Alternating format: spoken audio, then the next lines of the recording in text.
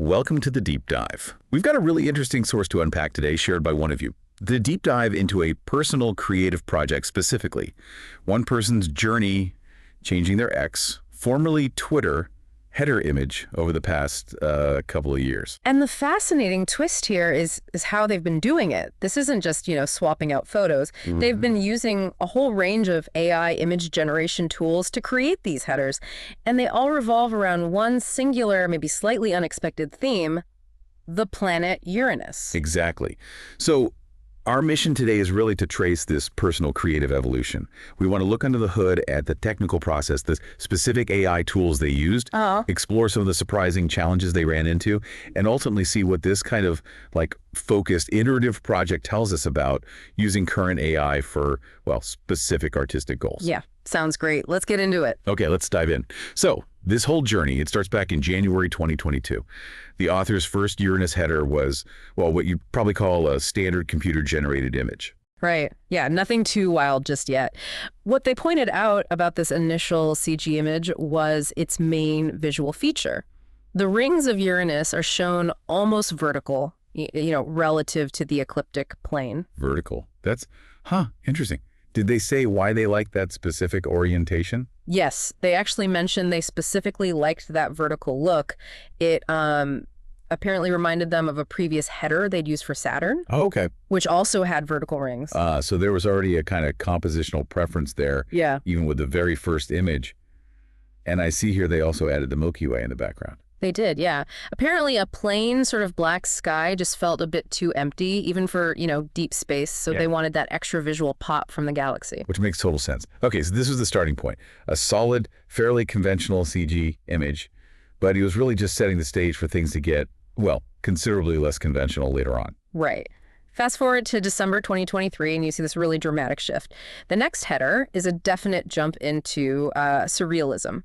And when you see it, you totally get why. It shows Uranus just floating bizarrely over this rough, stormy sea. I mean, obviously a scene that could absolutely not happen in reality. Not at all, unless physics decided to take a very strange day off. And visually, the planet and the rings, they even look different here. They noted the rings look a bit more like Saturn's again, not quite like the actual rings of Uranus. Right. They kind of acknowledged it doesn't really look like Uranus anymore, but that wasn't really the goal. They shared a thought about it too, didn't they? Like imagining how amazing it would be if you could actually see something like that from one of Uranus's moons. Exactly. It really underscores the creative freedom they were starting to embrace. Totally. And this is where the AI tools explicitly come into their process, right? Yes, precisely. For this surreal image, they actually detail the technical steps. They started by generating the initial square image using Microsoft's image creator. Okay, so Microsoft for the core concept. But next header is that wide banner format, that 3.1 ratio. How did they manage to stretch that square image out? That's where another tool came into play. They used Adobe Firefly specifically to expand the sides of that initial square image.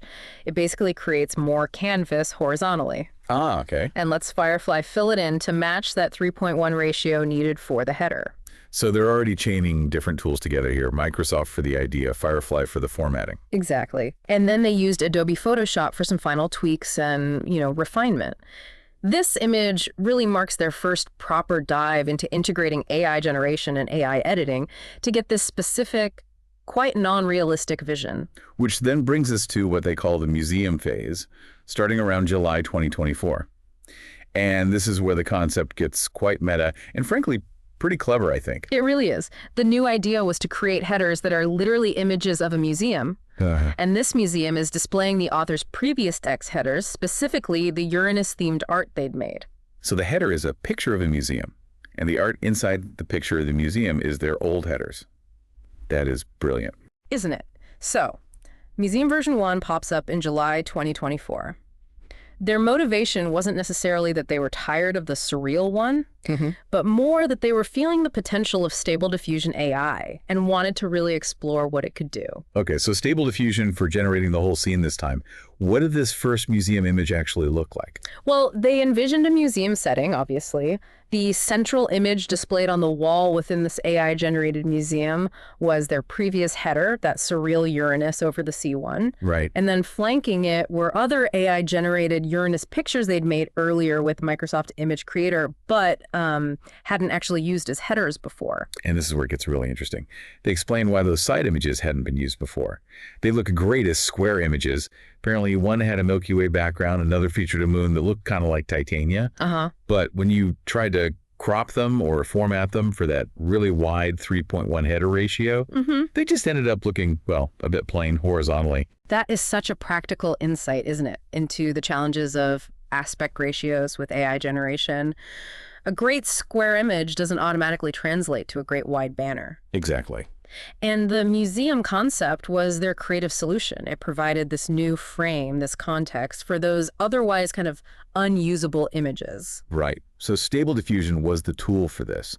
What was the prompting like? Did they mention? They prompted for an indoor museum setting, walls suitable for hanging pictures. And importantly, they asked for a woman looking at the art. And I bet this is where they ran into one of those classic AI generation quirks. Oh, absolutely. They noted that Stable Diffusion often generates more than one person, even when you specifically ask for just one. It's a common thing. Yeah, I've seen that. So the author had to keep re-rolling, just generating images over and over until they got a composition that worked, ideally just a single woman positioned somewhere that made editing easier later on. The joys of iterative prompting and hoping for the best. So once they got a candidate image from Stable Diffusion, what was the next step? More editing. Yep.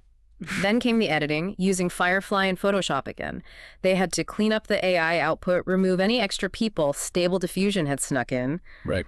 get rid of another unwanted painting that appeared on the left side, and then use Firefly again to expand the edges to nail those exact header dimensions. And they made another interesting observation about the AI's output quality here too, didn't they? Something about the planets. Yes. They noticed the generated planetary features, like the stripes on Uranus in those displayed images, often looked oddly wavy or distorted. It led them to comment that current AI tools seem to really struggle with creating perfect, clean, geometric patterns or, straight lines consistently. That's a really good point. AI is amazing at textures and atmosphere, but basic geometry can sometimes trip it up. Okay, so that was Museum version 1. But it sounds like they weren't totally happy with it because Museum version 2 came along pretty quickly after, still in July 2024. Definitely not satisfied. They decided to replace it almost immediately. They actually listed specific issues they had with it. Oh, really? What were the problems? Well, the ceiling lighting in that first version felt uneven and kind of yellowish. There was no reflection of the art on the floor, which made it look a bit less realistic. The woman's position on the left overlapped awkwardly with where the profile icon sits when you view it on a PC browser. That's a practical consideration. Yeah, and just overall, they felt the composition was maybe a bit monotonous. So back to the drawing board, or, well, back to Stable Diffusion. Exactly. They re-rolled the whole museum scene and the woman using Stable Diffusion again. They even tried tweaking the prompt for the woman, changing her requested age from 40 down to 20, just to see if they could get a different atmosphere or style for the scene. Interesting tweak. And did Stable Diffusion behave itself this time with the number of people generated? Nope. Still generated multiple women 3 this time. So that particular challenge definitely persisted. Classic AI. Okay, so more editing was required. Right. Yeah. Using Firefly, they removed the extra women, just keeping the one who ended up on the far right this time. Did regenerating the whole scene change anything else significantly, besides fixing the lighting in the woman's position? Yes, it actually led to a composition change for the art that was being displayed. To make everything fit the header format properly this time, they had to reduce the number of pictures shown from 3 down to just 2. Yeah, okay. So they left out that left-hand Uranus ring image from the previous version. They also mentioned the new version had these nice white walls, which contributed to the brighter, different atmosphere they were aiming for. I'll catch you. So that takes us to the very latest version we know about. Museum version 3 from August 2024. Why the change this time? It sounds like version 2 fixed a lot. The reason for this most recent change was even more specific, almost subtle. They felt the woman in version 2 looked a bit unstable, maybe leaning slightly to the left. It was just a small detail, but it bothered them. So they weren't regenerating the whole museum again this time. No, exactly. This time they decided to replace just the woman. And interestingly, for this specific task, swapping out just one element, they chose to use Firefly rather than going back to Stable Diffusion for the whole scene. Ah, using the right tool for the right job, kind of surgically. Did they run into any new technical quirks with Firefly on this attempt? Oh, yes. This is where it gets into some really specific AI limitations again.